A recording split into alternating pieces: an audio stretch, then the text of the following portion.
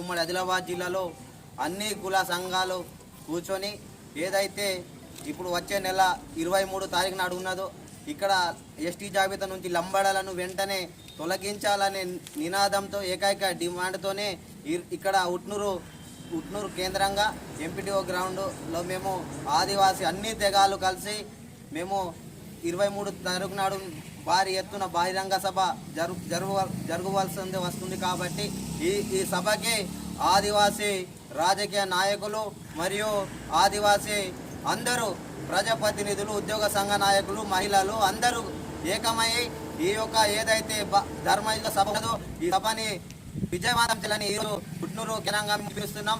ఎందుకంటే చాలా చూసినాం, ఇప్పటికే చాలా నష్టపోయిన ఆదివాసులు. కాబట్టి రాబోయే తరానికైనా ఈ ఉద్యమం చేసే ఏదైతే సుప్రీంకోర్టులో సుప్రీంకోర్టులో వేసినదో ఆ కేసు రావాలంటే మనం ప్రజా ఉద్యమాలు చేస్తే తప్పకుండా కేసు వస్తుందని ఈరోజు మేము ఉట్నూరు హెచ్చరిస్తున్నాం.